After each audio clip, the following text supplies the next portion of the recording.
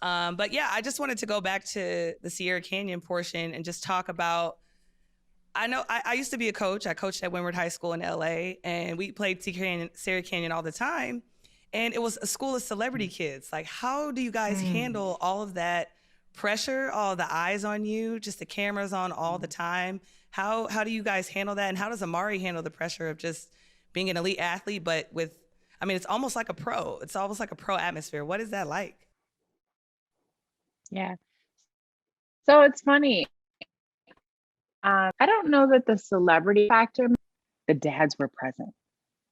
And that was the part that I think changed him a lot emotionally. And even on the court, I mean, to be in an environment where almost every kid on the team has their dad present, Yeah. Yeah. was really what it was for Amari. And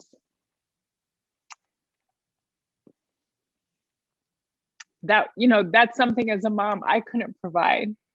So to see him navigate through that and say, okay, I have to just, it was almost like, I'm not going to say he was performing in front of his dad.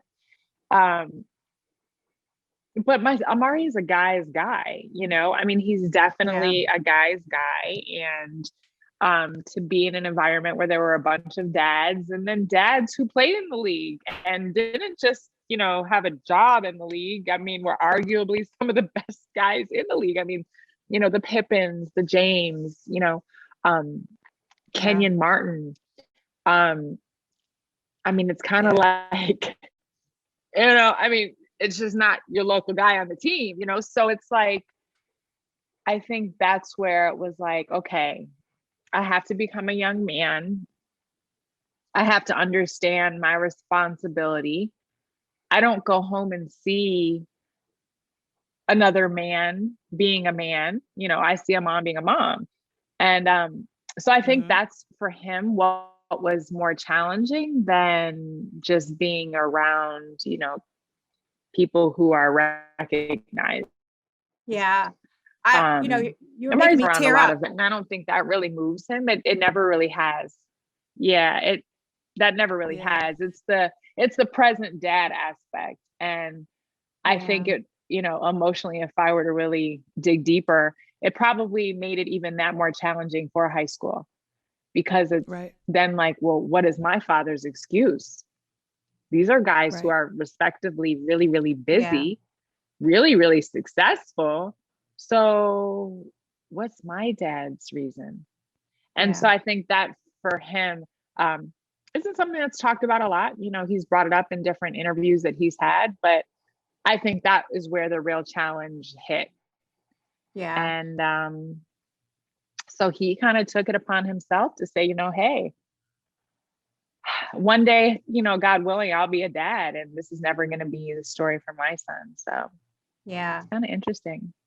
You were making me tear up a little bit deep. because I remember at a time, like when Mikkel was in school, it was in a suburb, predominantly 2-parent household. So I just remember many nights just getting upset because I always felt like I couldn't provide him what everyone else was getting.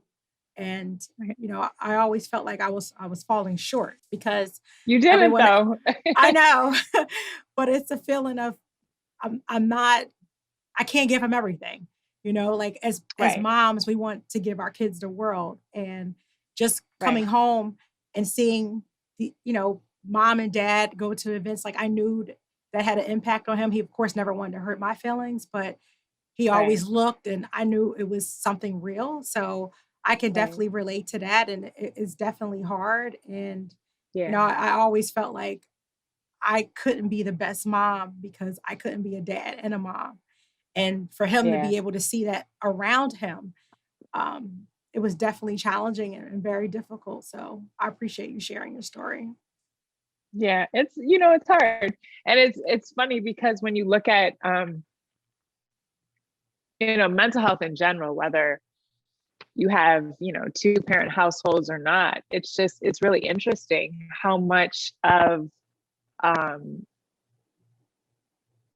much of like a role as parents we play. And parents fail to realize that absent space is just that. It's just a void, and it's just really, it's really sad. And it goes into a lot of other mental spaces, but yeah,